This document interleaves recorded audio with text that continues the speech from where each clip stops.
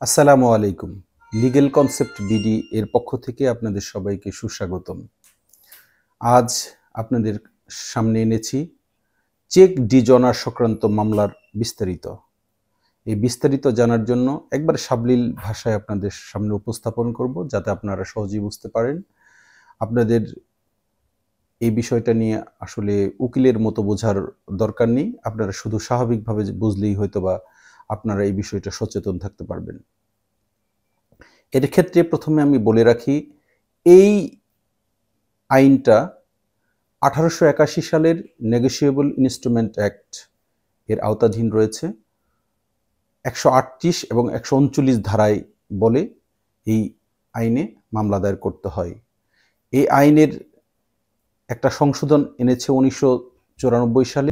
1994 সালে 19 নং ধারা এবং 2000 সালে 17 নং ধারা এবং 2006 সালে 3 নং ধারার সংশোধন আনা হয়েছে। এটা মূলত কাউকে যদি কোনো চেক প্রদান করা হয়, সেই চেকের অর্থ 6 মাসের মধ্যে দাবি করতে হয়। 6 মাস পর সেই চেকের ভ্যালিডিটি বা সেই চেকের মূল্যমান নষ্ট হয়ে যায়। এই ভ্যালিডিটির মধ্যে তাকে দাবি করতে হয়।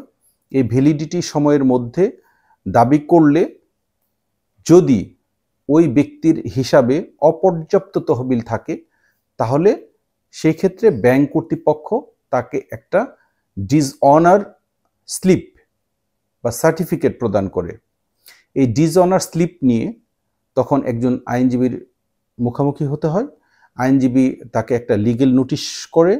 সেই লিগ্যাল নোটিশের জন্য ওই গ্রাহককে 1 মাসের জন্য সময় দিতে হয়। অর্থাৎ এই চেকের মূল্য পরিশোধের জন্য যার বিরুদ্ধে লিগ্যাল নোটিশ করা হয়েছে তাকে 1 মাসের সময় দেওয়া হয়।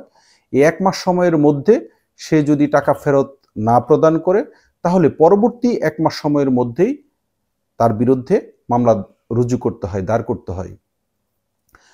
এই 1 মাস, প্রথম 1 মাস লিগ্যাল নোটিশ প্রদানের 1 মাস সময়ের মধ্যেই যদি মামলা রুজু করা হয় বা দায়ের করা হয়, তাহলে সেই ক্ষেত্রে মামলাটি অকার্যকর হয়ে যায়, অকার্যকর বা খারিজ হয়ে যাওয়ার সম্ভাবনা থাকে।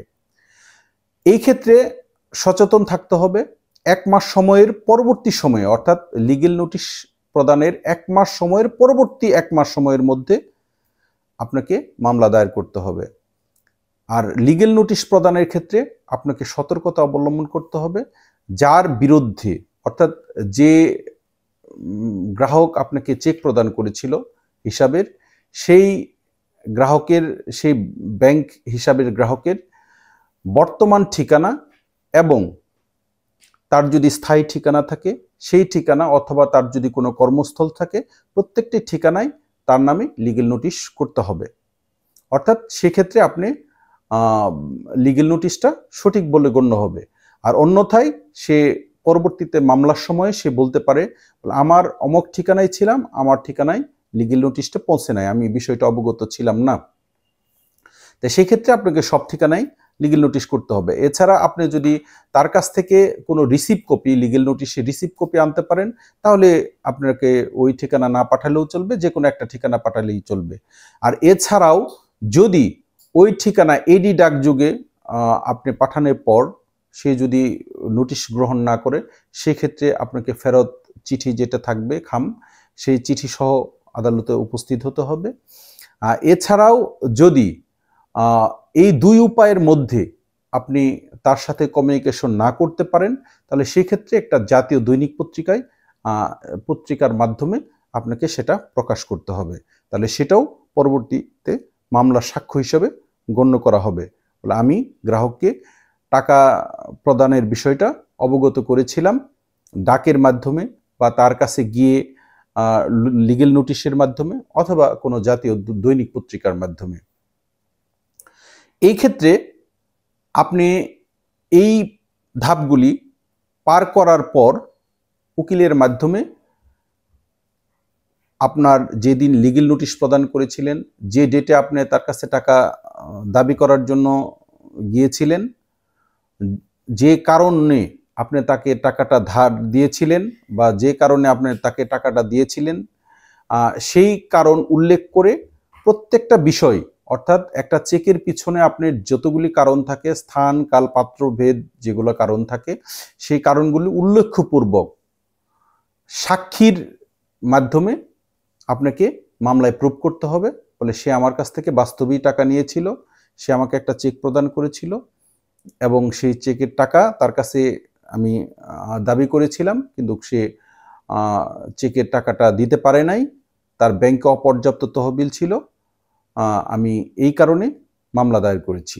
মামলাটা প্রথমে যে মামলাটা দায়ের করবেন সেটা হলো সিনিয়র ম্যাজিস্ট্রেট বা প্রথম শ্রেণী ম্যাজিস্ট্রেট কোর্টে আপনাকে মামলাটা দায়ের করতে হবে। আর বিভাগীয় ক্ষেত্রে হলো মেট্রোপলিটন ম্যাজিস্ট্রেট কোর্টে আপনাকে মামলাটা দায়ের করতে হবে। মামলার প্রাথমিক ধাপগুলি হবে, প্রথমে মামলার ক্ষেত্রে সমন জারি হবে সেই আসামির বিরুদ্ধে। যদি এই সমনে আসামি হাজিরা না দেয় তাহলে পরবর্তীতে তার বিরুদ্ধে ওয়ারেন্ট ইস্যু হবে।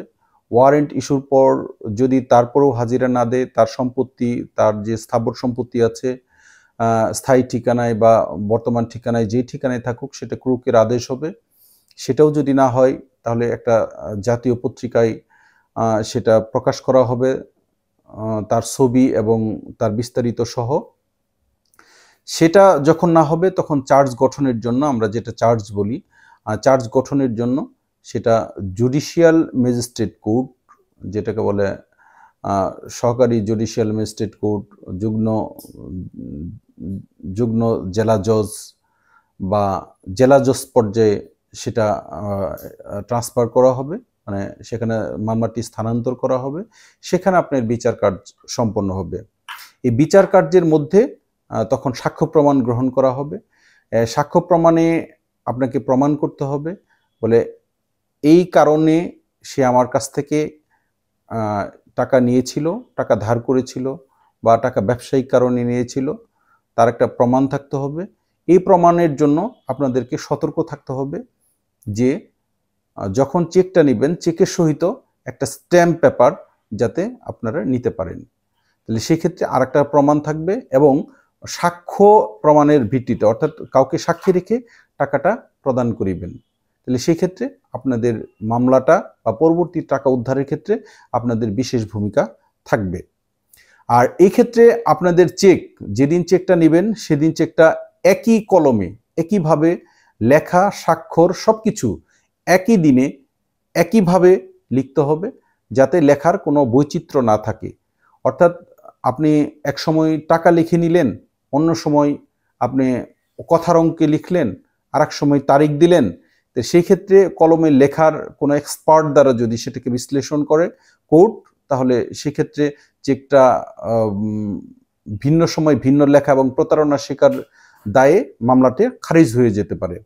তো সেই ক্ষেত্রে চেকের তারিখ লেখা, চেক লেখা এবং চেকের ক্ষেত্রে কোনো ওভার রাইটিং করা, ঘষা মাজা বা কাটাছেঁড়া করা যাবে না। তো সেই বিষয়গুলো আপনাদের খেয়াল রাখতে হবে। অর্থাৎ যেদিন আপনি চেকটা নেবেন সেই চেক অনুপাতেই আপনাকে সেদিনই লিখে নিতে হবে সব কিছু, এবং তার একই কলমে একই ধরনের স্বাক্ষরটা আপনারা ব্যাংকে গিয়ে সেটা জাস্টিফাই করে নেবেন সেটা সঠিক আছে কি না। এছাড়াও আপনারা সতর্ক থাকবেন, যদি আপনাদের চেক প্রদান করে থাকে তাহলে সেই ক্ষেত্রে আপনার চেকের নাম্বার, অ্যাকাউন্ট ক্লোজ আছে কিনা বিষয়টা দেখবেন। যদিও ক্লোজ করে ফেলে তাহলে সেই ক্ষেত্রেও আদালত সেটাকে ক্লোজ হিসেবে ধরবে না, এটা আপনাদের পক্ষেই যাবে। তারপরেও স্বাক্ষর বিষয়গুলো আপনারা জাস্টিফাই করে তারপরে চেক নিজে সযত্নে ধরে রাখবেন।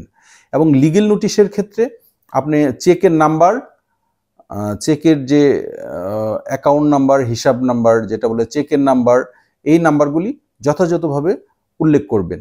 উল্লেখ করার পর তারপরে সেখানে উকিল নোটিশ প্রদান করবেন। এবং প্রত্যেকটা ক্ষেত্রে আপনারা, অনেক উকিল রয়েছে যারা গাফিলতি করে সহকারীদেরকে বা মুহুরি দিয়ে অন্য উকিলকে ধরে চালাতে চেষ্টা করে। সেক্ষেত্রে আপনারা অনেক রিকোয়েস্ট করে বলবেন তার মামলাটা যেন তারা নিজেরা পরিচালিত করে, তাহলে সেক্ষেত্রে আপনারা মামলাতে জয়ী হওয়ার সম্ভাবনা থাকবে। আপনারা চেকের যে বিষয়গুলি আছে সে বিষয়গুলি যত্নের সহিত দেখবেন, তাহলে আপনারা চেক ডিজঅনারের ক্ষেত্রে আপনারা সুফল পাবেন।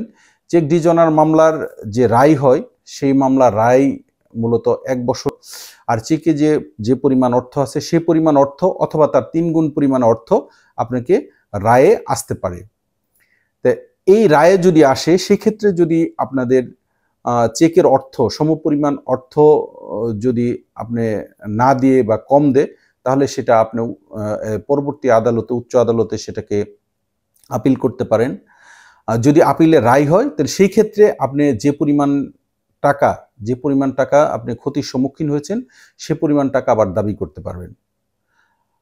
আপিলের ক্ষেত্রে সেটা ভিকটিম নিজেও করতে পারে। কেউ চেকের মাধ্যমে অনেকেই নিজেও অন্যকে চেক দিয়ে সেটা প্রতারণার শিকার হয়, টাকা প্রদান করার পরও অনেকেই চেকের দাবি করতে পারে। তাহলে সেই ক্ষেত্রেও আপনারা অবশ্যই প্রমাণের ভিত্তিতে, অর্থাৎ কেউ কারোর কাছে টাকা নিলে আপনারা অবশ্যই সেটা ডকুমেন্টারি মাধ্যমে টাকাটা আপনারা গ্রহণ করেন বা চেক নিয়ে নেন, সেভাবে নেবেন। তবে সচেতন থাকবেন। বিশ্বাস এক ধরনের জিনিস এবং আপনাদের যে চেক এটা এক ধরনের জিনিস। কাউকে ব্ল্যাঙ্ক চেক দিবেন না, চেকে সমস্ত কিছু লিখে দিবেন। চেকের বিপরীতে আপনারা অবশ্যই ডকুমেন্ট ক্রিয়েট করবেন এবং চেকের লেখার ক্ষেত্রে কাটা ছেঁড়া এগুলো অ্যাভয়েড বা বয়কট করবেন, নচেত সেটাকে কখনো আপনি যে টাকাটা প্রদান করেছেন সেক্ষেত্রে আপনি মামলায় হেরে যেতে পারেন। এই সকল বিষয়গুলো আপনারা যদি খেয়াল করেন তাহলে আপনাদের যে অধিকার আছে সেটা অবশ্যই আপনারা সঠিকভাবে আদালতের মাধ্যমে হোক আর যে কোনোভাবেই হোক আপনারা পাবেন। তবে প্রত্যেকটা ক্ষেত্রে আপনারা ডকুমেন্ট ক্রিয়েটের মাধ্যমে সেটা যে কোনো কার্য সমাধান করার চেষ্টা করবেন ইনশাআল্লাহ, তাহলে আপনারা অবশ্যই এর প্রতিকার পাবেন। এটাই চেক ডিজঅনার মামলার অনেক বিষয়গুলো ছিল। তারপরেও যদি কারো কোনো বিষয় থাকে বলার জন্য আপনারা কমেন্টসে লিখে জানাবেন। আমি পরবর্তীতে এই বিষয়ে আরও ভিডিও দেওয়ার চেষ্টা করব এবং পরবর্তীতে এই বিষয়ে আরও বিস্তারিত যদি আপনাদের জানার দরকার থাকে পরবর্তীতে আমি আরও বিস্তারিত ভিডিও বানাতে চেষ্টা করব। আপনারা সবাই ভালো থাকবেন। আমাকে লাইক, কমেন্টস এবং শেয়ারের মাধ্যমে আপনাদের পাশে থাকার জন্য সাহায্য করবেন। আমি আপনাদের সহযোগিতা কামনা করছি। আপনারা আমার পাশে থাকবেন। আমি আপনাদেরকে আমার যে জ্ঞান আছে এই সমৃদ্ধ জ্ঞান আপনাদের সাথে শেয়ার করব, তাতে আপনারাও জ্ঞানে সমৃদ্ধ হবেন এবং আপনারা সচেতন হতে পারবেন। বিভিন্ন বিষয়ে আপনারা আইন সম্পর্কে জানতে পারবেন। আপনারা অ্যাডভোকেট হওয়ার প্রয়োজন নাই কারোরই, কিন্তু অ্যাডভোকেটরা যে কাজগুলি করে দেশের আইন সম্পর্কে অবগত থাকা প্রত্যেকটা নাগরিকের দায়িত্ব এবং কর্তব্য। সেই নাগরিকের দায়িত্ব এবং কর্তব্য থেকে আপনারা আমার পাশে থাকবেন। আমার জ্ঞানগুলো আপনাদের মাঝে শেয়ারের মাধ্যমে আমি আপনাদের জানিয়ে যেতে চাই, আপনাদের সচেতন করতে চাই। এটাই আমার একমাত্র অঙ্গীকার। ধন্যবাদ সবাইকে। পরবর্তী ভিডিওতে আবার কথা হবে।